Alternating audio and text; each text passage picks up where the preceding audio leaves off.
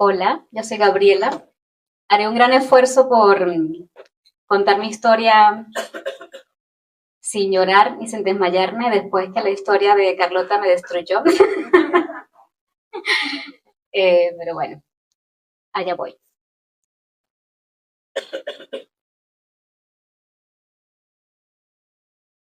Es muy difícil poner en palabras lo que significa dejar el nido.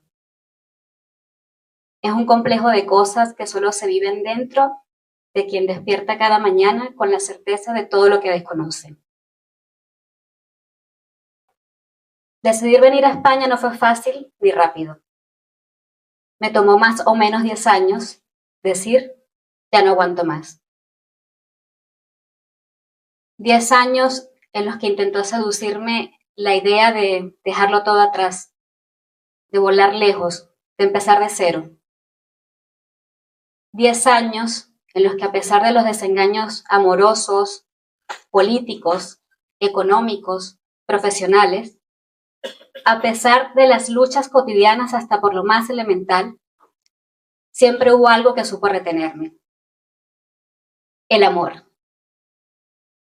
Pero no el amor romántico, sino aquel en su versión más pura. Amistades donde hallé hogar y sosiego, donde me reí hasta las lágrimas, donde lloré hasta volver a reír. Lograron retenerme, encadenando mis piernas con cintas blancas de afecto y alegría. Pero no fueron solo estas felices cadenas las que retardaron mi partida, sino que en Venezuela nació mi hija.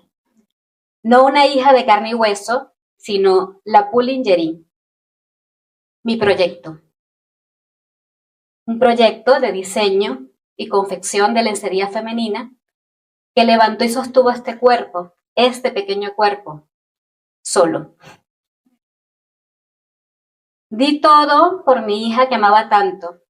Fueron 9 años de horas interminables de trabajo, de muchas veces no comer por la emoción del nacimiento de una nueva idea, de tensión, de ansiedad y de mucha necesidad, pero también de una satisfacción que no había conocido antes. Salir del trabajo alienante y rutinario, construir con las manos, brindar alegría a otros con un pedazo de mí. Muchas veces no supe llegar a fin de mes, pero fui feliz.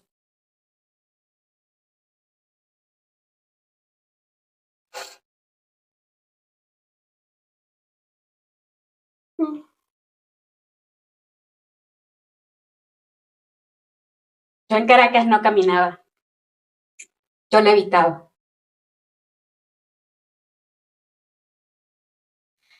Pero lo cierto es que la realidad golpea fuerte y rompe el frágil material con el que se fabrican los sueños. Después de mucho intentar escalar a mi hija a un mejor destino, eso no pasó.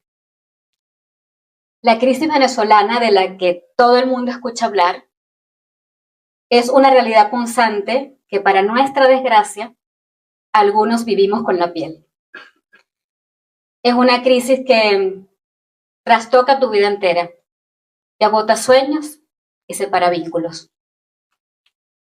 Yo, en mi camino levitado por la ilusión, me resistí a ser otra víctima, pero también me devoró. Un mal día me vi hundida en un hueco de desasosiego. Veía agonizar a mi hija y con ella todas mis alegrías. Todo lo que me había hecho creer durante 9 años se estaba muriendo. ¿Y qué pasó entonces con las cadenas de afecto de mis amigos? ¿Desaparecieron, acaso? Pues no, me sostenían con todas sus fuerzas. Sujetaban mi existencia misma, me sujetaban para no tocar el abismo. Recuerdo que en una tarde de marzo, con los últimos $40 que tenía en la cartera, le dije a Ana, mi amiga, mi compi, ¿me compro unas botas de running o me tiro al metro? Y así fue. Empecé a correr. Correr para olvidar. Correr para sentir que lograba algo, que avanzaba aunque fuera en la calzada.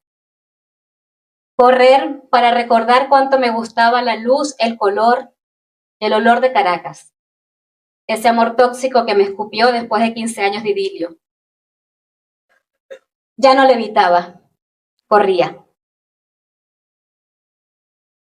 Después de mucho correr y llorar mi duelo, mi rompimiento con Caracas y la agonía de mi hija, me fui a Táriba con mi mamá, con una sensación de derrota inmunda sellada en el tercer ojo.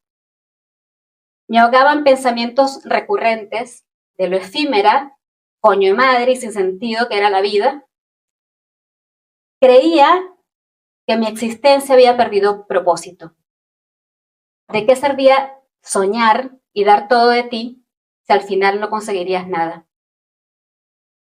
Eso le dije a Elena, mi mamá, y un psiquiatra y varias cajas de Prozac después empezaron los planes españoles.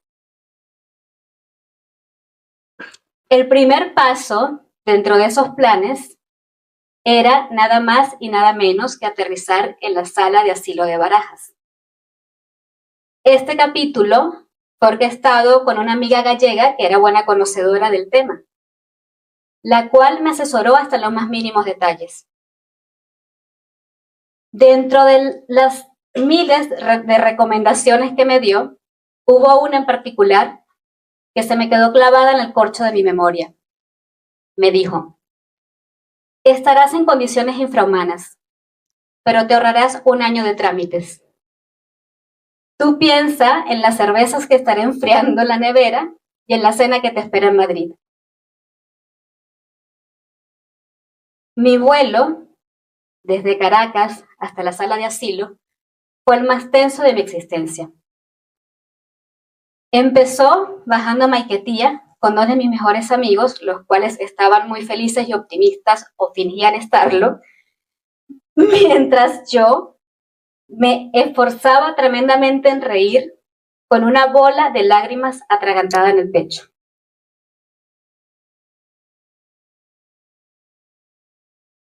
Me despedí de ellos sin mayores dramas, como lo hice de mi madre en Táriba. Rápido, sin decir mucho, disociando, simulando que no pasaba nada, mientras sentía languidecer mis brazos y mis piernas. Quería fingir que era un día más, que era un vuelo más, que el tiempo pasaría volando y cuanto antes estaría de vuelta. Pero sobre todo necesitaba sentir que aunque fuese en una pequeña medida, tenía control de la avalancha de emociones y cambios que me atropellaban. Y así llegué a check-in, asustada pero fingiendo no estarlo. Un militar intimidante cogió rápidamente mis comprobantes para salir del país, mis pasajes, con una vuelta y una reserva de hotel Chucutas, las cuales pasaron coladas y pude seguir. Primera estación del Via Crucis superada. Mi vuelo hasta Madrid consistió en 8 horas con los ojos pelados, dándome un banquete de techo, y detrás de esos ojos, el repaso y repaso incesante de las instrucciones para pedir la famosa protección internacional. ¿Sería capaz? Aterriza el avión. Estoy en Madrid. Sentí como mi respiración se detuvo por un momento cuando mi pie pisó el suelo de Barajas. Tuve que detenerme por un instante para no desmayarme. Ya no levitando, sino arrastrando mis pies, llegué al baño. Allí me miré en el espejo. Respiré profundamente 1, 2, 3 millones de veces. Todo transcurría en fracciones de segundos eternas en las que intentaba reunir todas mis fuerzas. Estaba a minutos de, básicamente, entregarme a la policía española. Para pedir protección, sí, pero entregarme a las leyes de un país extranjero al fin. Pero, principalmente, estaba a minutos de, en cierta manera, renunciar a mi país y cambiar mi vida para siempre. Con vértigo salí del baño. Con vértigo hice un escaneo rápido de las caras de los oficiales en los topes de las filas de inmigración. Con vértigo escogí aquel con el rostro más joven y amable. Con vértigo me uní a la fila. Nunca en mi vida lamenté tanto la rapidez y eficiencia de un funcionario.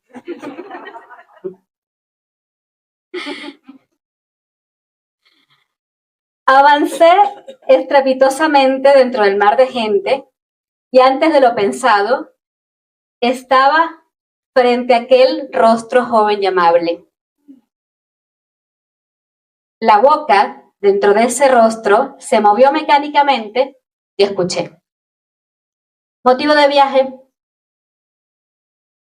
Yo, que tenía la garganta entumecida de miedo, me esforcé enormemente por pronunciar unas sílabas inaudibles.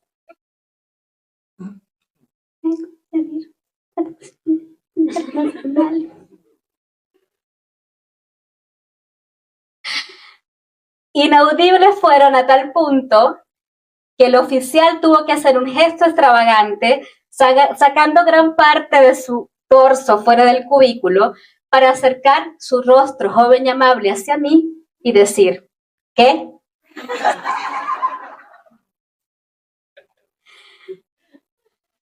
Yo, nuevamente, con la garganta entumecida de miedo, repetí.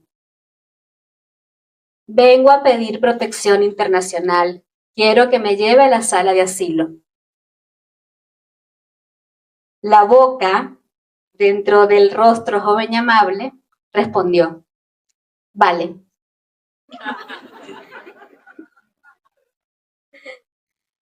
Segunda estación del Vía Crucis superada.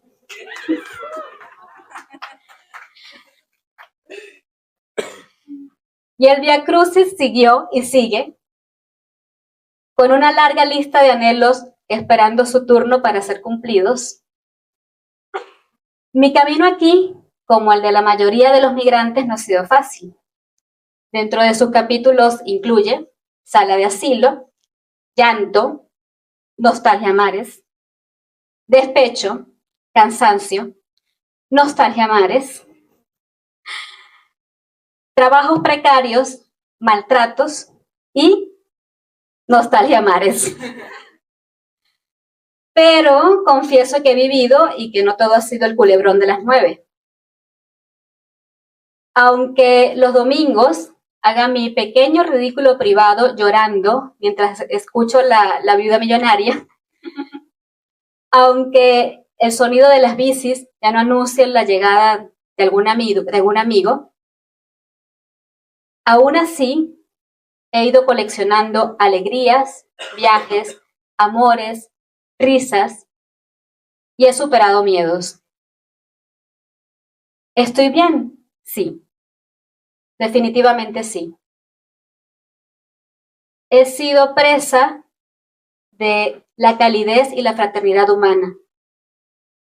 Fui la mejor amiga de la niña más extraordinaria y valiente.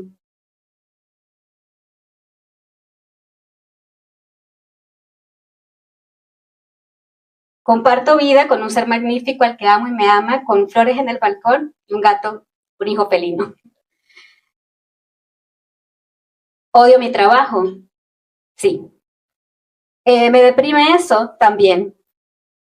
Pero comprendí que la PU, mi hija, mi proyecto, es una semilla que llevaré siempre conmigo y que podrá germinar en cualquier momento, Solo necesita de un suelo fértil que la sostenga. Eso no ha pasado aún, pero sé que pasará. Estoy segura. Y lo sé porque uno vuelve siempre a los viejos sitios donde amó la vida. Gracias.